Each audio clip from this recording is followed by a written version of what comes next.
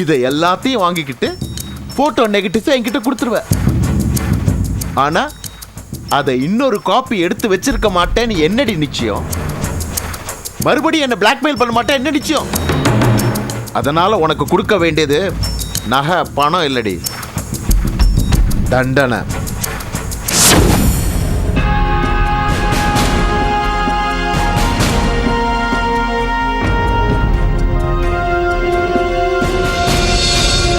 உன்னை கொலை பண்ணா நான் ஜெயிலுக்கு போவேன்னு எனக்கு நல்லா தெரியும்.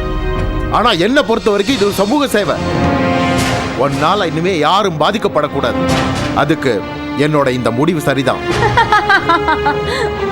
உன்னோட சிரிப்பு அழுகை எதையும் நான் நம்பவும் மாட்டேன். உன்னை கொல்லாம நான் விடவும் மாட்டேன்டி.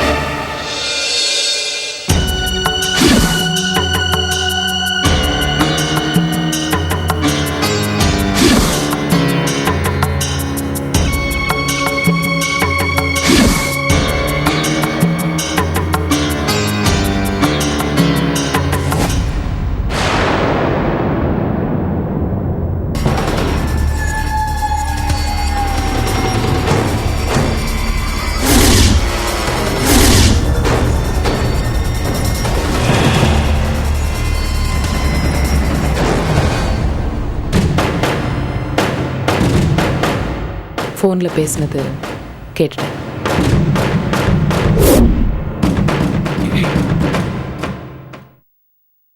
இப்போ நீங்கள் பேசினது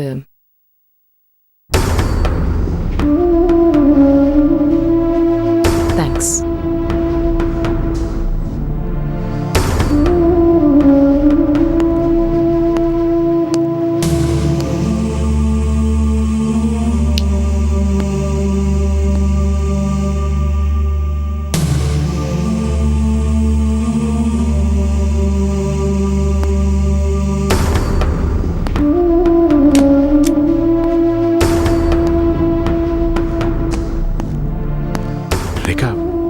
ஆக்சுவலி எனக்கு வேற வழி.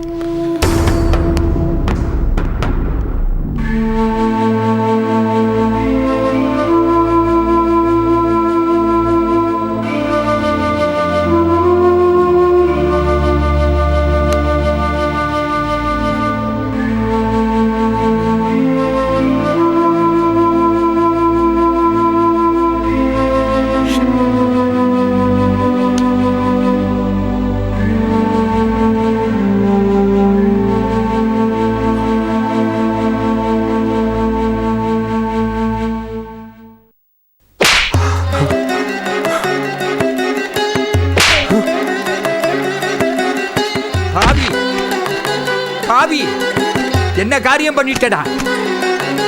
உன்னை என் பிள்ளைன்னு சொல்லிக்கிறதுக்கே எனக்கு வெக்கமா இருக்குடா, வெக்கமா இருக்கு. நீலாம்பரி தான் குடும்ப வாழ்க்கையை கெடுத்துட்டு போயிட்டா. மிச்சம் இருக்கிற மானத்தையும் கெடுக்கிறது நீ கங்கணம் கட்டிக்கிட்டியா? கங்கணம் கட்டிக்கிட்ட. இந்த கர்மத்தை எல்லாம் பார்க்கணும். நான் இன்னும் உயிரோட இருக்கிறேனே. நான் கண்ணை மூடினதுக்கு அப்புறம் இதெல்லாம் நடந்து தொலைச்சிருக்கலாமே. அப்படியாடா நான் உன்னை வளர்த்தேன்? பாவி பாவி பாவி. இவ்வளவு தூரம் நடந்ததுக்கு அப்புறம் குத்துக்கல் மாதிரி நின்றுட்டு இருக்கிற. போடா, போய் அவ காலில் விழுந்து மன்னிப்பு கேளு. போ போ.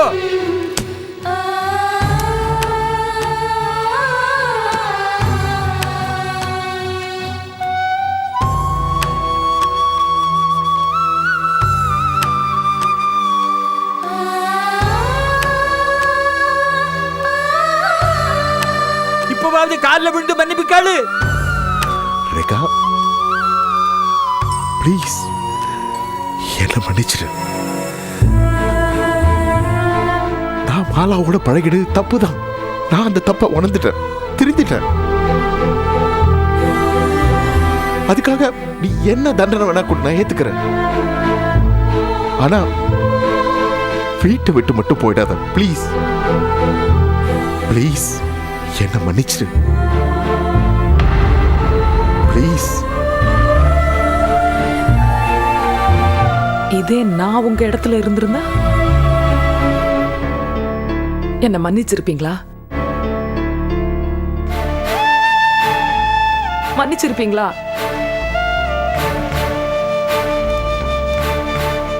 மாட்டீங்க தானே?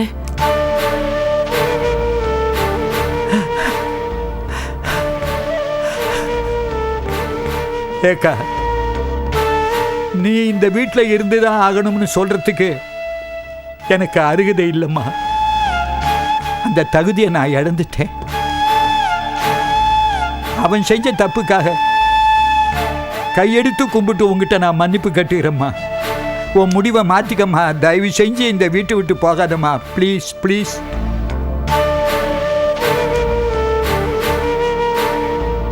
ரேகா, அம்மா ரேகா. அப்பா, குடும்பம்ங்கிறது பரஸ்பர நம்பிக்கையை அடிப்படையா கொண்டு இருக்கிற ஒண்ணுப்பா. அதான் அதோட அஸ்திவாரமே. அது இல்லைங்கிற போது ரெண்டு பேரும் சேர்ந்து வாழறதுல எந்த அர்த்தமும் இல்லப்பா. பிரிஞ்சது தான் நல்லது. நீங்களே சொல்லுங்கப்பா, இவ்வளவு நடந்ததுக்கு அப்புறம் நானும் ஈஸ்வரும் ஒரே வீட்டுல எப்படிப்பா இருக்க முடியும்? அவர் ஒவ்வொரு தரையும் என்னோட முகத்தை பார்க்கும்போது அவரோட குற்ற உணர்வு அவரை உறுத்தும். அவரோட வாழ்க்கையே நரகமாயிடும். பாருங்க, அது நான் செஞ்ச தப்பு. It's okay.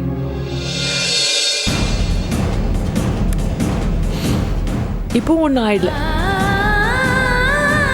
கல்யாணத்துக்கு முன்னாடி ஈஸ்வர் நானும் ஃப்ரெண்ட்ஸா இருந்தோம். இனிமேலும் அப்படியே இருந்துருவோம்.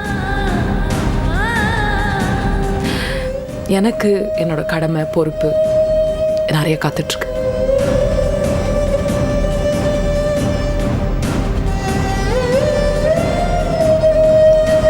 அம்மா,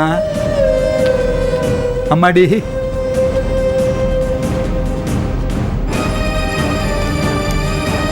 ரேகா,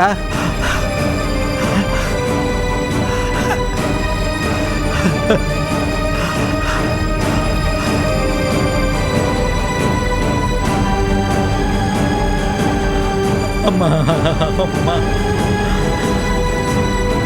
அம்மா.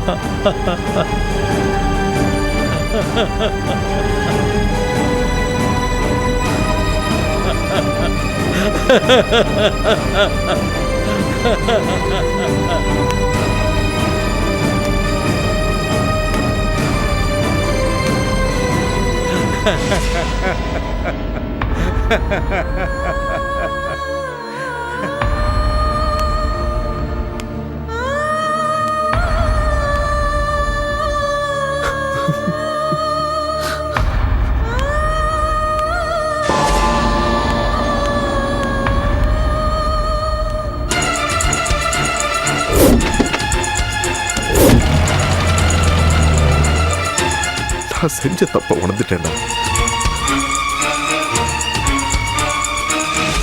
கிருபா, நீயாவது அப்பாவை மன்னிச்சிடா.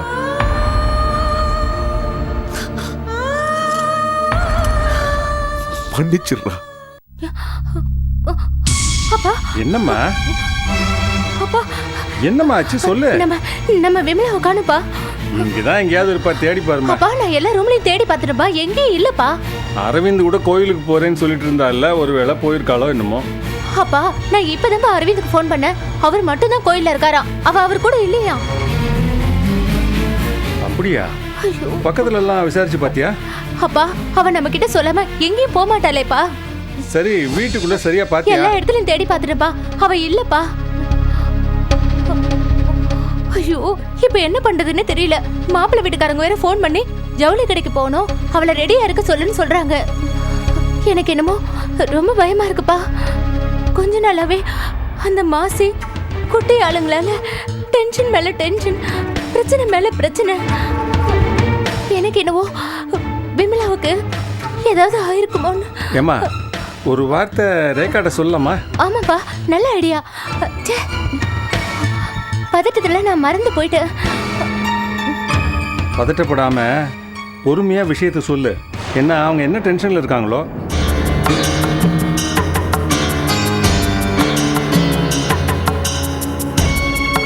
என்னம்மா? ரிங் போகுதுப்பா. ஹலோ அண்ணே, நான் தான் சந்தியா பேசுறேன் அண்ணே. கல்யாணத்துக்கு இன்னும் 4 நாள் தான் சார் இருக்கு. விமலா காணாம போயிருக்கா. இது டெஃபினட்டா மாசியோட வேலையா தான் சார் இருக்கும். ஏன்னா அங்க வந்து மிரட்டின ஆளுங்க சொல்லியிருக்காங்க இவங்க விமலா இல்ல, இவங்க ரிஷி பத்னி மைத்ரி மாசி ஆனந்தாவோட பர்ணசாலையில தான் இருக்கணும் அப்படி சொல்லியிருக்கும் போது கண்டிப்பா விமலா அந்த பர்ணசாலையில தான் சார் இருப்பா. என்ன ரேகா, போதும். மாசி ஒரு மகான். அது வெளி உலகத்துக்காக இருக்கலாம் சார், ஆனா போலீஸ் டிபார்ட்மெண்ட்டுக்கு அவனோட யோகிதை தெரியும். சரி, எந்த ஆதாரத்தை வச்சு மாசி தான் கந்தசாமி மகனை கடத்திட்டு போனான்னு சொல்றீங்க? சார் நான் அற்புதம் செய்கிறேன், இதை செய்கிறேன், அதை செய்கிறேன்னு மாசி மக்களை முட்டாளாக்கிட்டு இருக்கான் சார். ஆனால் அடிப்படையில் மாசியே ஒரு முட்டாள் தான் சார்.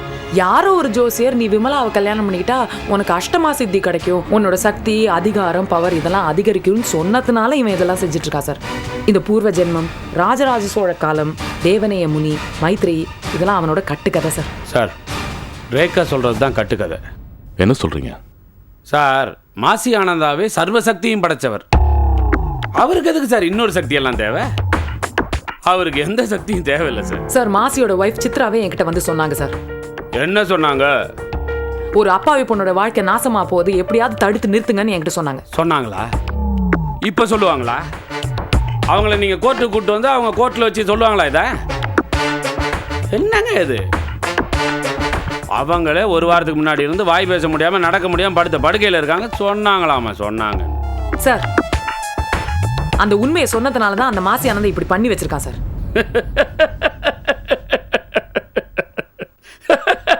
சார், இதெல்லாம் நம்புற மாதிரியா இருக்கு?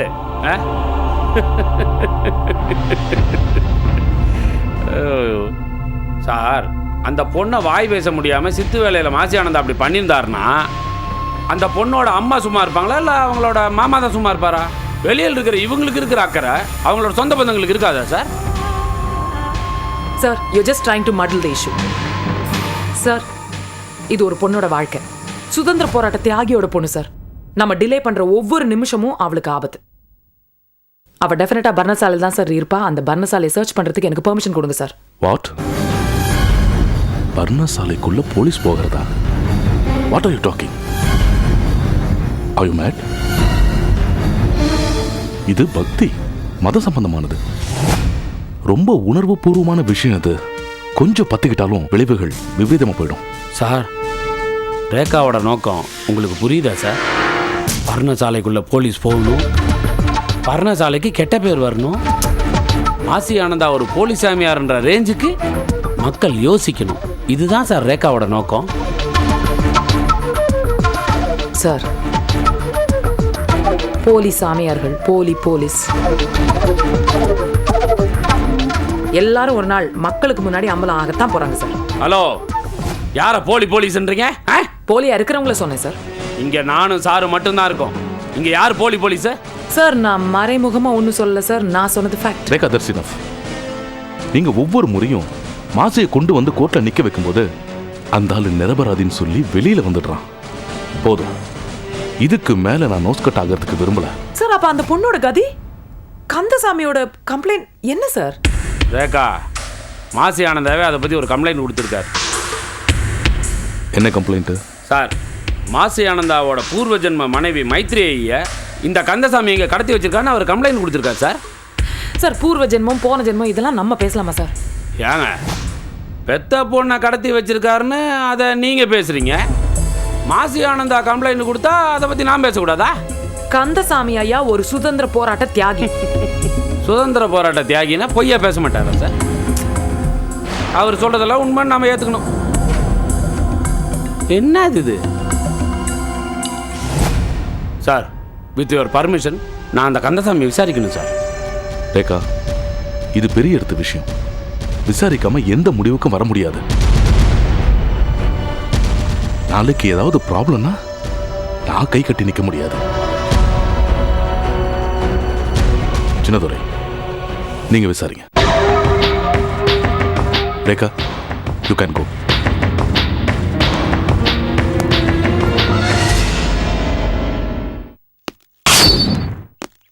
Excuse me sir. எஸ், நான் உங்க கூட கொஞ்சம் பேசணும் சார். நான் முக்கியமான வேலையை வெளியே போயிட்டு இருக்கேன். அப்புறம் பேசலாம். சார் இது கொஞ்சம் அர்ஜென்ட். 2 minutes தான் சார். என்ன, காணாம போன விமலா பத்தி பேச போறீங்க அவ்வளவுதானே? ஆமா சார். தியாகி, கந்தசாமி, அந்த எல்லாரும். இங்க பாருங்க, உங்களுக்கு வேண்டிய ஃபேமிலிங்கிறதுனால அளவுக்கு மீறி இன்ட்ரெஸ்ட் எடுத்துக்கிறீங்க. இல்ல சார், எல்லாம் சரியா நடந்துகிட்டு இருக்குல்ல? இல்ல சார், வேண்டிய ஃபேமிலி வேண்டாத ஃபேமிலி இதெல்லாம் நான் பாக்குறது இல்ல சார். எல்லாருமே எனக்கு முக்கியம் தான் சார். பாதிக்கப்பட்டவங்களுக்கு நீதி கிடைக்கணும் சார். கிடைக்கும், கண்டிப்பா கிடைக்கும். என்னமோ நீங்க மட்டும் தான் ரைட், மத்தவங்கள ராங்குங்கிற அபிப்பிராயத்தை மாத்திக்கங்க ரேகா. இல்ல சார், நான் அப்படி நினைக்கல. தியாகி கந்தசாமி கோர்ட்ல ஹேபியஸ் கார்பஸ் மனு கொடுத்திருக்காரு. நாளைக்கே கோர்ட் நம்மள விமலாவை ப்ரொடியூஸ் பண்றதுக்கு ஆர்டர் கொடுக்கும். அப்ப நம்ம என்ன செய்வோம் சார்? நியூஸ் பேப்பர்ல ஹெட்லைன்ஸ் வரும். ஒரு தியாகியோட பொண்ணுக்கே இந்த கதினா போலீஸ் என்ன வேலை செஞ்சுட்டு இருக்கு? போலீஸோட இமேஜ் டானிஷ் ஆயிடும் சார். கமிஷனருக்கே தெரியும் நம்ம எவ்வளவு பெரிய ப்ராப்ளத்தை ஃபேஸ் பண்ண வேண்டியிருக்கும்னு. அதெல்லாம் எங்களுக்கு தெரியும். அதனாலதான் ஜேசி சின்னத்துறைய ஸ்பெஷல் டியூட்டியா போட்டு அந்த பொண்ணை நான் தேட சொல்லியிருக்கேன். அவரு ராவும் பகலுமா தேடிட்டு இருக்காரு. சார் அவர் இல்லாத இடத்துல தேடினா எப்படி சார்? இருக்கிற இடத்துல தேடினா விமலா டெஃபினட்டா கிடைச்சிருவா சார். எங்க இருக்காங்கிறீங்க? பர்ணசாலையில சார். என்ன ஆதாரம்? சார் நான் 2 போலீஸ் ஆஃபீஸர்ஸ் பர்ணசாலைக்கு அனுப்பிச்சேன் சார். அவங்க அங்க சர்வேலன்ஸ் பண்ணாங்க. விமலா அவங்க அடைச்சு வச்சிருக்கிறத வீடியோ எடுத்து போன்ல எனக்கு அனுப்பிச்சிருக்காங்க சார். பாக்குறீங்களா? யாரோட பர்மிஷன்ல அந்த 2 போலீஸ் ஆபீசர் அனுப்பிச்சிங்க? சொல்லுங்க சார். எனக்கு மனசாட்சி இருக்கு, அதனால தான் அப்படி செஞ்சேன். இப்போவாவது பர்ணசாலையை சர்ச் பண்றதுக்கு பெர்மிஷன் கொடுங்க சார். ஓகே, ஏதோ செய்யுங்க.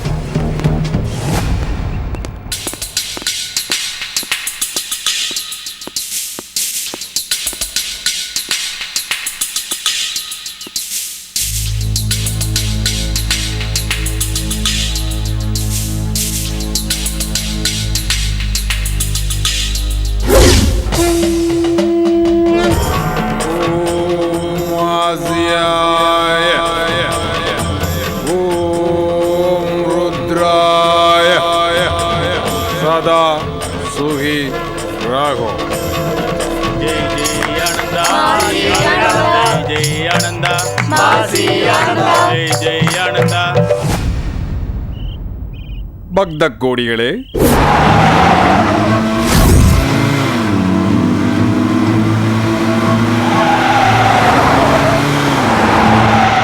இன்று நான் உங்களுக்கு ஒரு விஷயத்தை போதிக்கப் போகிறேன். உலகத்தில் மகா கருமி ஒருத்தன், அதாவது கஞ்சன் ஒருத்தன் இறந்து மேலோகம் சென்றான். அங்கு யமதர்மன் இவனை நரகத்துக்கு அனுப்புங்கள் என்று சொன்னான். உடனே அந்த கருமி, ஐயோ, என்னை நரகத்துக்கு அனுப்பாதீர்கள், நான் ஒரே ஒரு முறை பூலோகத்தில் பிச்சைக்காரனுக்கு 5 ரூபாய் போட்டிருக்கிறேன் என்று கூச்சலிட்டான்.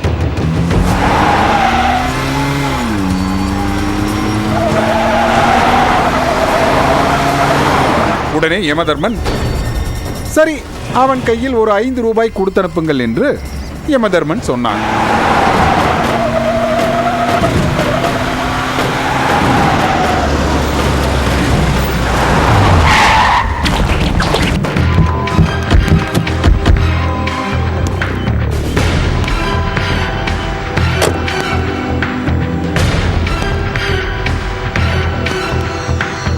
மாசி எங்க? சாமியா மேடம்? அங்க சரி, சாமி எங்க? உள்ளதா இருக்காரு மேடம். இதிலிருந்து என்ன தெரிகிறது? புண்ணியம் என்பது வெறும் 5 ரூபாயில் இல்லை. நல்லது செய்ய வேண்டும் என்றால் உள்மனதிலிருந்து வர வேண்டும்.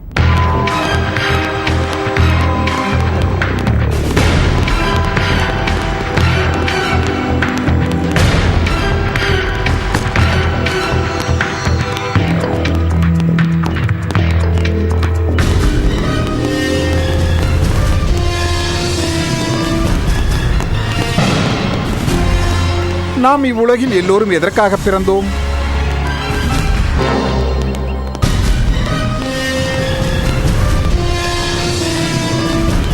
அடுத்தவர்களுக்கு உதவி செய்வதற்காக, இல்லையா?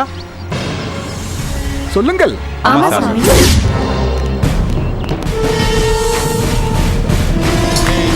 ஆனந்தா ஜெய் ஜெய் ஆனந்தா ஜெய் ஜெய் ஆனந்தா ஜெய் ஜெய் ஆனந்தா ஜெய் ஜெய் ஆனந்தா